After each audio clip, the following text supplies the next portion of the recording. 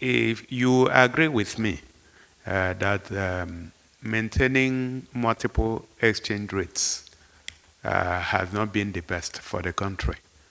And anytime you create room for arbitrage, people take advantage of it. So you saw situations where people can sit in the comfort of their homes and make hundreds of millions of naira simply because central bank allocated dollars to them at the official window, and they will just round trip it and sell at the black market window.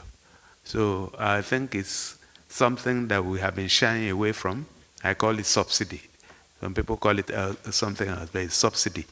Anytime you subsidize, particularly if you are subsidizing consumption rather than production, it gives you the effect that you never really anticipated. It is also good news that as we are converging all the exchange rates, that our production and our levels of export are going up. Now, I know where your question is going. So, what happens to the money that the central bank makes or is going to make from this convergence vis-a-vis the receipts from oil proceeds? Don't also forget that for the first time in this country, our total debt has crossed $100 billion. I think it's about $104 billion. We are using close to 120% that has just been reduced to 85% of our total revenue to service debt. So we have a lot of obligations. It's a very difficult time to be in government. So I believe that with the transparency that is being shown, and then you can actually ask questions, that we are at that point where we can say the economic situation will get better.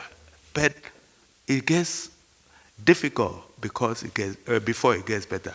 So the challenges are going to be there, but over time, consistency will lead us to the promised land. Specifically on the issue of National Salaries, Income and Wages Commission, NEC had and received recommendations on the various ways and means that the country can use whatever increases that we have in the revenue to mitigate the impact that is going to make on the lives of our workers and all those people involved.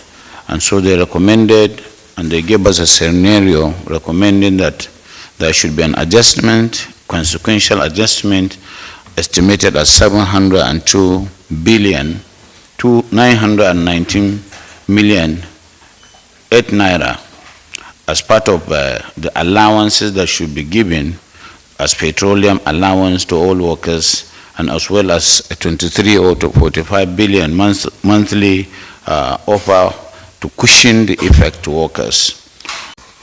There were also discussions about the fact that post-deregulation, we've seen a big drop in the consumption of PMS in the country.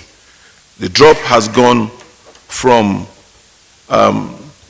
66 million liters a day to about 41 million liters a day.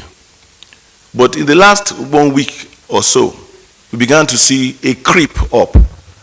And there were discussions around the fact that all of us realized that we were subsidizing all our neighbors from Cameroon to Ghana to Benin to Chad to Niger. We looked at the pricing before the regulation in those countries. When we were selling for about 195, they were selling for about 300, 395. Now we're selling for upwards of 550 naira per liter.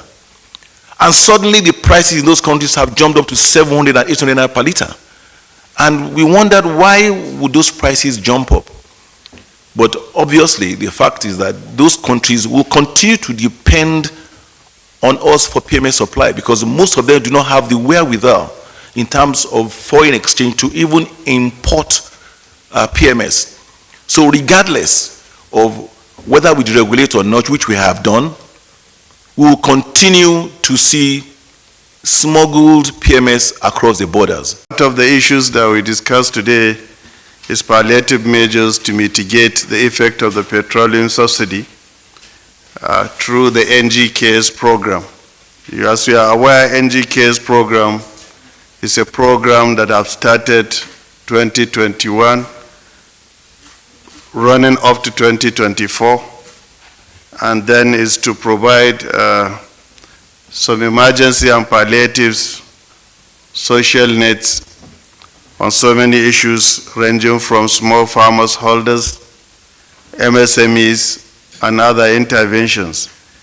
It's a 750 million USD from the World Bank, and it has commenced a long time ago. And some of the recommendations that were made include the state case platforms have a strong capacity to handle the implementation of palliatives to the new and existing poor and vulnerable individuals, household and farmers, local economy operators in the country. Additional funding can be sourced from the federal government, World Bank, development partners, as well as Nigerian private sector. In specific, the World Bank can be approached for additional financing on NGK's program. Discussion can start as soon as possible.